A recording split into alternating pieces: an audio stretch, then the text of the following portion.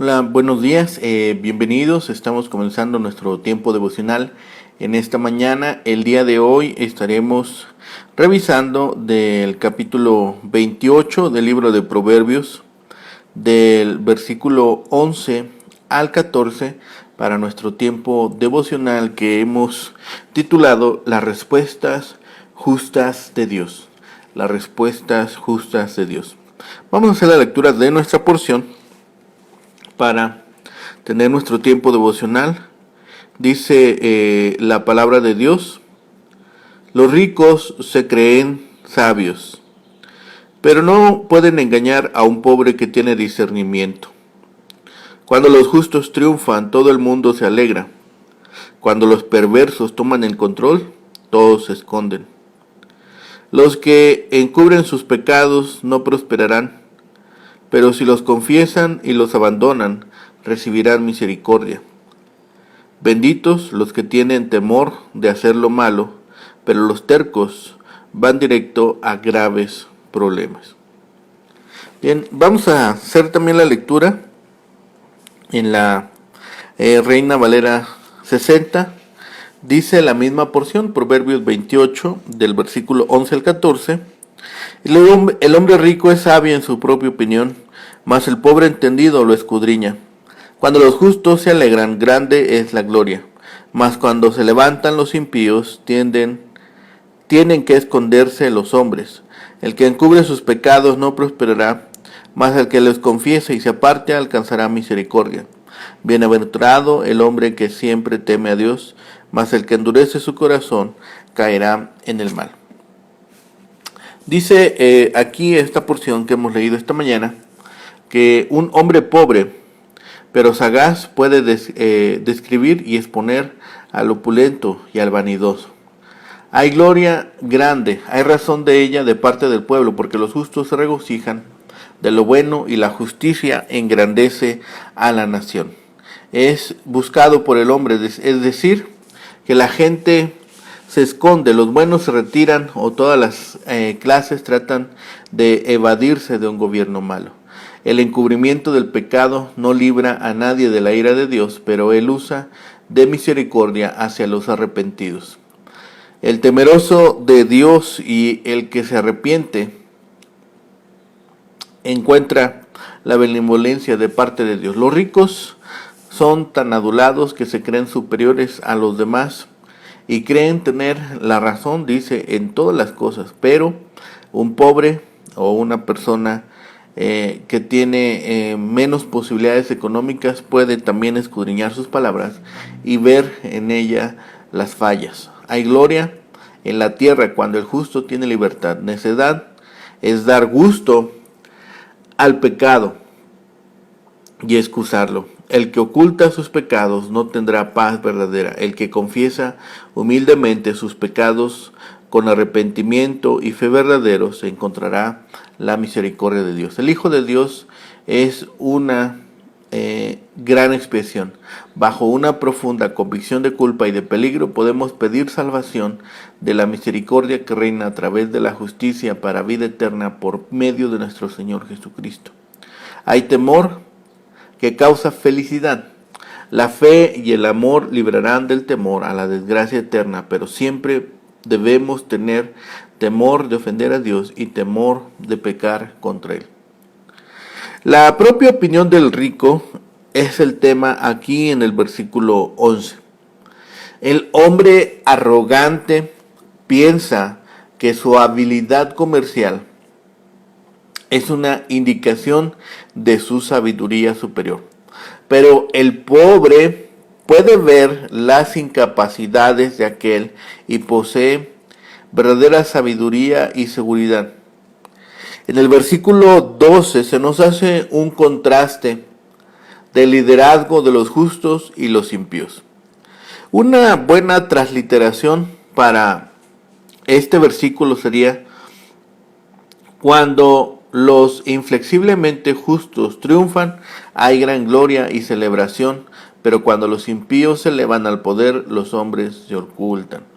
El versículo 13 nos recuerda que la misericordia de Dios depende del sincero arrepentimiento. Las expresiones clásicas de esta verdad se hallan en los Salmos 32 y en Primera de Juan capítulo 6 versículo Primera de Juan capítulo 1 versículo 6 al 9. El temor del Señor se ve como una protección contra el pecado y sus terribles consecuencias. Vemos aquí que la riqueza puede traer arrogancia intelectual, que no tiene realidad. En cambio, la pobreza tiende a la humildad. La alegría de los justos es una causa de regocijo en toda la comunidad, porque los buenos se gozan del bienestar de sus vecinos. En cambio, cuando los malos se alegran, tiene que esconderse los hombres, porque significa que hay violencia y acciones de maldad en la comunidad. La confesión de los pecados trae el perdón de Dios. El que teme caer en pecado con el castigo resultante es el que lo evita, pero el que endurece su corazón sosteniéndose en su propia fuerza para ir bien, afronta entonces la calamidad. El versículo 11 compara al rico que se autodenomina sabio con el pobre que es inteligente porque escudriña, busca la sabiduría, observa, pregunta. Dice, mejor es hacerse sabio que declararse sabio. Y hay una relación posiblemente con el versículo 6 que revisábamos el día de ayer, que dice, es mejor ser pobre y honesto que ser rico y deshonesto. Hay aquí un aparente paralelismo entre el versículo 12 y el versículo 2 del capítulo 29. Dice, cuando los justos gobiernan, el pueblo se alegra, pero cuando los perversos están en el poder, el pueblo gime. En ambos casos, lo positivo para los justos hace alegrarse al pueblo. Hay una reacción de parte del pueblo que es distinta a la victoria de los justos y a la de los impíos. Los impíos se regocijan a solas, mientras la victoria de los justos es triunfo para la sociedad. La segunda parte del versículo se repite aquí en el versículo 28. ¿Cuántas veces se ve a los niños escondiéndose de sus padres? Porque los niños saben que los padres los van a disciplinar en lugar de abrazar. De igual manera, los impíos victoriosos no inspiran confianza y amor.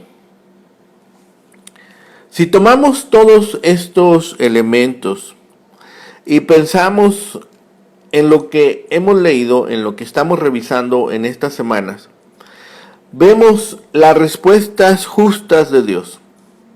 El creyente tiene a su disposición el recurso del poder de Dios para socorrerlo en cada circunstancia. Es una reserva espiritual más repleta que la que puede tener cualquier rey o presidente con los recursos financieros y militares a su disposición.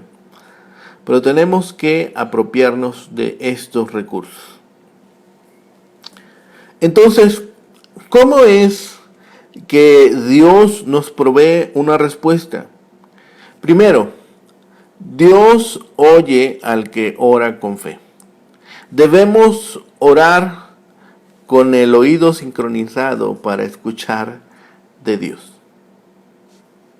Es importante que nosotros, al momento de estar orando, al momento de estar intercediendo, ya sea por nosotros mismos o por alguien más, estemos atentos a la voz de Dios. Estemos escuchando de Dios la respuesta también. Lo segundo es que debemos orar con una actitud de sumisión y obediencia. ¿Sí? Saber que estamos pidiendo la intervención de Dios trae también paz, nos trae también consuelo. Así que debemos orar con fe. El segundo elemento es que Dios guía al que busca dirección divina. Debemos buscar dirección para evitar la equivocación. Debemos buscar para no ser desviados del camino. Así que estemos siempre dispuestos a recibir dirección, recibir instrucciones de parte de Dios. Tercero, Dios perdona al que se arrepiente. El que encubre sus pecados, el que dice yo no he pecado, entonces sufrirá las consecuencias de sus actos. Es una tesis que hemos estado revisando y hemos estado observando a lo largo de estas semanas. Y también debemos nosotros observar que en esta porción, que el que confiesa y abandona experimentará el gozo de ser perdonado. Hay tres verdades fundamentales relacionadas con nuestra relación con Dios que nos muestran que el camino a la tranquilidad, tanto como la felicidad en nuestra vida, corresponde a estar arrepintiéndonos de lo que hemos hecho, estar buscando la dirección divina y orar con fe. Tres elementos indispensables e importantes para que nosotros podamos observar las respuestas de parte de Dios. El versículo 13 incluso nos recuerda algo más. Nos recuerda el pecado de David al adulterar con Betsabé y su lucha para encubrir su pecado. Tal actitud no tiene futuro, no prosperará. Solamente la oración de confesión resultará. Junto a la confesión se agrega en el abandono del pecado que requiere del poder del Espíritu Santo. Así se logra la misericordia divina. El versículo 14 también nos recuerda la actitud de un temor sano en contraste con el temor del impío que se encuentra en el versículo 1 de este mismo capítulo. Ese temor se centra en una actitud reverente hacia Dios. La palabra bienaventurado refleja el favor divino que afirma al hombre creyente. La actitud opuesta a la reverencia o temor es la que corresponde a endurecer su corazón, es decir, rechazar el camino divino, ignorando la ley, y otra vez se advierten las consecuencias negativas de tal actitud. En nuestra época, al igual que en la época de Salomón, la riqueza llega a asociarse con la sabiduría. Se supone que si una persona es eficiente y gana buen sueldo, es que debe ser sabia. Ya hemos revisado suficientemente los proverbios como para saber que la riqueza material puede ser necedad espiritual. Ahora Salomón nos dice que el hombre pobre, pero con discernimiento, puede escudriñar al rico. Como les dice, nosotros lo podemos descubrir a lo largo de estos proverbios, llegar a la conclusión que la sabiduría no es específica de alguna condición social ni de alguna condición económica. Sin embargo, si observamos que este pasaje resulta inquietante, si se medita en lo dispuestas que parecen estar las congregaciones a poner más atención a los que están en mejor condición económica y ubicarles en juntas y en comités importantes, pese a que en ninguna parte de la Biblia considera la riqueza como un indicador de sabiduría. Al dar la lista de los requisitos que deben reunir los líderes, Pablo, usando como ejemplo a los ancianos, dice cómo debe ser cada uno de ellos. Debe apegarse a la palabra fiel, según la enseñanza que recibió, de modo que también pueda exhortar a otros con la sana doctrina y refutar a los que se opongan. Tito 1:9. Dios distribuye esa clase de sabiduría sin tener en cuenta cuánto dinero tiene o no tiene determinada persona. El versículo 12 es similar a lo que leímos en Proverbios capítulo 11 versículo 10. Aunque es frecuente que el malvado prospere, nadie se alegra cuando alcanza el poder. Todo el mundo sabe o pronto se da cuenta de que los injustos se interesan únicamente en ellos mismos y que pisotearán a todo aquel que se interponga en el camino. Primer libro de Reyes, capítulo 18, versículo 13, nos relata que 100 profetas tuvieron que esconderse durante el reinado de Acab. Por otra parte, cuando los justos llegan al poder, el pueblo sabe que la justicia y la misericordia prevalecerán. El versículo 13 constituye una hermosa expresión que trae a nuestra mente las palabras del apóstol Juan. Si decimos que no tenemos pecado, nos engañamos a nosotros mismos y la verdad no está en nosotros. Si confesamos nuestros pecados, Él es fiel y justo para perdonarnos nuestros pecados y limpiarnos de toda maldad. Primera de Juan, capítulo 1, versículo 8 y 9 y Salmo 32. Entre tanto que nos admitamos y renunciemos a nuestros pecados, sufriremos en nuestra vida emocional, en nuestra relación con los demás y sobre todo en nuestra relación con Dios. Confesar el pecado equivale a conocer el gozo del perdón y junto con el arrepentimiento va el sincero deseo de renunciar al pecado, de modo que con la ayuda de Dios enmendemos nuestro camino. El temor del que se habla en el versículo 14 no es el temor reverente que usualmente se asocia con el temor del Señor, sino que se usa una palabra hebrea diferente. Aquí la idea es la del temor al pecado y a sus consecuencias. Junto al temor piadoso, el cristiano alberga un temor saludable hacia el pecado. Sabemos lo que éste puede hacer, pero el impío no podría preocuparse menos. Imprudentemente endurece su corazón y se mete de lleno en el pecado para sufrir tarde o temprano sus terribles consecuencias. Observamos, y no es gran secreto para nosotros, que muchas veces los hombres que están en mejores condiciones económicas, los hombres ricos, están inclinados a pensar que son sabios e inteligentes. Al haber prosperado en el negocio, se tienen por expertos en toda clase de materias y esperan que sus opiniones sobre cualquier asunto sean respetadas por todos, como si sus palabras fueran oráculos y leyes.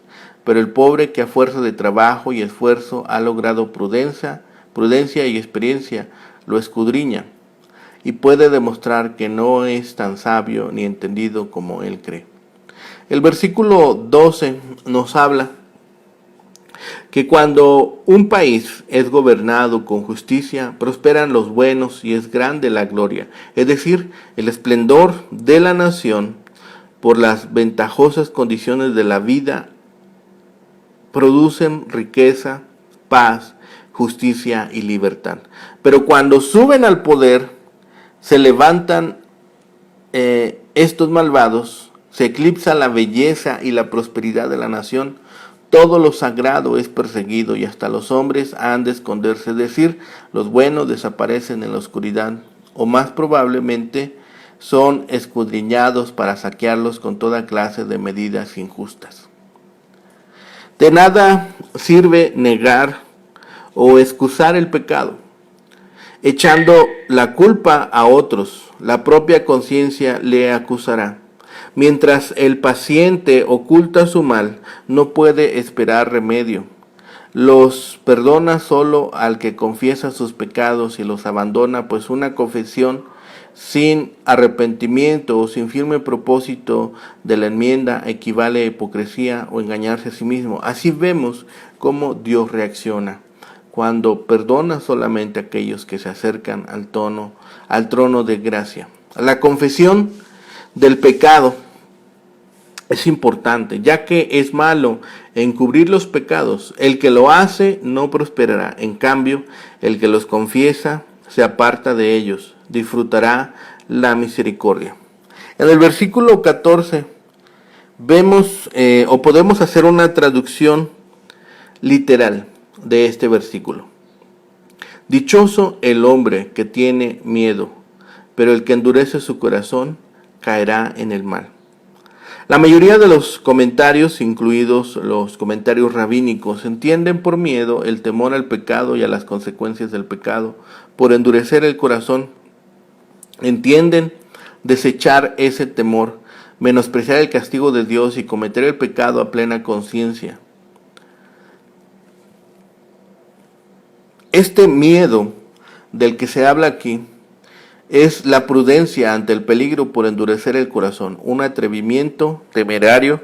Compara esto con el versículo 26 y estamos nosotros en condiciones de saber de que encubrir el pecado tiene consecuencias. Entonces debemos temer o tener miedo de hacerlo y de esto hacerlo una constante y una medida que forme parte de nuestro diario caminar. Así que seamos prudentes, tengamos miedo o temor a las consecuencias del pecado. Una persona que tiene este tipo de temor al pecado vivirá de mejor forma, tendrá mejores condiciones. No endurezcamos nuestro corazón. El hombre que siempre teme a Jehová recibirá su bendición. El más duro, el que endurece su corazón, experimentará el abandono de Dios, experimentará las maldiciones de abandonar a Dios. El hombre que responde a la reprensión con dureza de corazón será quebrantado de repente y ya no habrá para él medicina. La sentencia probablemente es la muerte física. Que nadie sea sabio según sus propios ojos. Las riquezas no hacen a nadie sabio. El discernimiento no es exclusivo de algún estrato social. El discernimiento es para aquel que decide seguir y vivir según las normas de Dios. Esa es la gloria de cada hombre, es decir, la gente se regocija de esa forma, de tener la presencia de Dios en su vida. Los hombres que se esconden, es decir, las gentes que no están dispuestas a escuchar a Dios, sufren. El que se niega a confesar su pecado, el que se niega a confesar, está desechando de sí la misericordia de Dios, es decir, el favor y el perdón. El perdón no depende del sacrificio, sino de la confesión sincera de nuestras transgresiones. El que teme a Dios, es decir, el que teme al Señor, no endurece su corazón. No teme a Dios, pero aborrece el pecado. El que se niega a confesar experimentará apuros. Así que recordemos estas palabras que hemos leído hoy. Estas palabras se asemejan a las que Jesús expresó cuando advierte contra los que hacen extraviar a sus discípulos. Pablo capta vívidamente este tipo de mal. Si alguno destruye el templo de Dios, Dios le destruirá con él. Primera carta a los Corintios, capítulo 3, versículo 17. Bienaventurado, dice el hombre. Es una bienaventuranza tal como la leemos en Salmo 1:1, acerca de la persona que tiene temor de Dios. La persona que nunca piensa en Dios va derecho hacia la calamidad, va derecho hacia la destrucción. Finalmente, observamos que el rico puede gloriarse en sus riquezas. Se puede creer muy listo, enorgulleciéndose de su propia perspicacia financiera. Es sabio, dice, en su propia opinión. Confunde las riquezas con la sabiduría. El pobre entendido capta esas pretensiones. En cierta ocasión puede caer, en cierta ocasión puede también ser seducido por esa misma actitud el hombre pobre que llega a mejores condiciones económicas. Pero seamos entendidos. la condición económica no representa sabiduría. Es mejor acercarnos al trono de gracia y pedir perdón cuando hemos fallado. Cuando los justos suben al poder, el regocijo ciertamente no tiene límites. Cuando triunfan los impíos, los hombres pueden llegar a tener miedo de las consecuencias de que ellos estén en poder. Vemos dos tipos de perdón, el judicial y el paterno. Cuando nosotros confiamos en Cristo como Señor y Salvador, recibimos perdón de la pena del pecado. Este es el perdón judicial. Cuando como creyentes confesamos nuestros pecados, recibimos el perdón paterno. Primera de Juan, capítulo 1, versículo 9. Esto mantiene la comunión con nuestro Padre. No hay bendición para aquel que encubre sus pecados. Esto es, quien rehúsa llevarlos a la luz y confesarlos delante de Dios y a cualquier otro que haya ofendido. Pero todo aquel que se confiesa y se aparta de sus pecados tiene la seguridad de que Dios no solo le perdona, sino que también los olvida. Hebreos 10, versículo 17. Un elemento de la verdadera felicidad es tener un corazón enternecido delante del Señor. El que se endurece y no quiere arrepentirse es el que cae en problemas. Dios puede resistir al corazón soberbio y altivo, pero no puede resistir al corazón contrito y quebrantado. Muchas veces los hombres con grandes fortunas se consideran o pueden llegar a considerarse superiores, que no dependen de nadie y se dan el mérito por todo lo que hacen. Pero eso es una baja autoestima. Mediante la dependencia en Dios, en sus luchas, el pobre desarrolla una riqueza de espíritu que ninguna fortuna le ofrecería.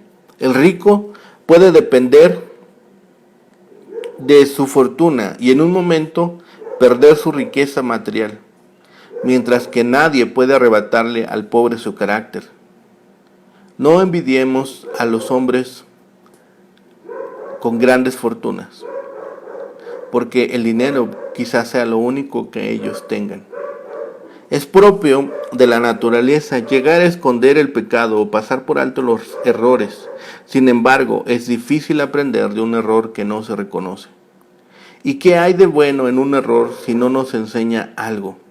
Para aprender de un error necesitamos admitirlo, confesarlo, analizarlo y llevar a cabo los ajustes necesarios para que no vuelva a suceder otra vez. Todos cometemos errores, pero solo los hombres necios los repiten. Hay algo en nosotros que se niega fuertemente a admitir que estamos equivocados. De ahí que admiremos a quien con franqueza y sencillez admiten sus errores y pecados. Estas personas tienen una autoestima muy sólida. No siempre tienen que tener la razón para sentirse bien con ellas mismas.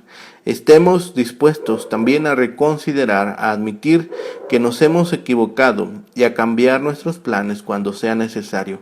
Y recordemos, el primer paso hacia el perdón es la confesión. Estemos dispuestos a dirigirnos, como hemos dicho, delante del trono de gloria. Estemos dispuestos a presentarnos delante de nuestro Padre Celestial para poder mantener esa relación especial cuando estamos dispuestos a admitir que hemos fallado. Oremos. Bendito Padre y Señor, gracias te damos, Señor, por tu amor, por tu misericordia y, Señor, porque siempre eres bueno y en todas las cosas, Señor, nos llamas a tu trono de gracia, Señor, y a reconocer cuando hemos fallado, cuando hemos pecado, cuando hemos puesto nuestros planes y nuestros pensamientos sobre tus pensamientos y sobre aquello que nos llamas a hacer. Perdona nuestras ofensas, Señor, perdona nuestras faltas, nuestros descuidos, nuestra soberbia e incluso nuestro egoísmo, Señor. Cuando queriendo ser sabios, Señor, nos hemos apartado de ti, de tu sabiduría, de tu guía, Señor, y, Señor, de tu presencia. Permítenos, Señor, ser obedientes, tener discernimiento, ser disciplinados, Señor, y sobre todo, Señor, estar dispuestos a caminar siempre a tu lado. Permite que en este día, Señor, por nosotros podamos observar aquellas faltas, aquellas fallas en nuestro carácter y nuestra manera de conducirnos, Señor, y que podamos hacer lo necesario para retomar el camino. Señor, todo lo dejamos en tus manos, confiamos en tu sabiduría y, Señor, en que todas las cosas que tú nos permitas hacer puedan glorificar tu santo nombre. Todo lo rogamos y pedimos en el bendito nombre de Cristo, Señor y Salvador nuestro. Amén. Que tengan un excelente día. Que el Señor les bendiga.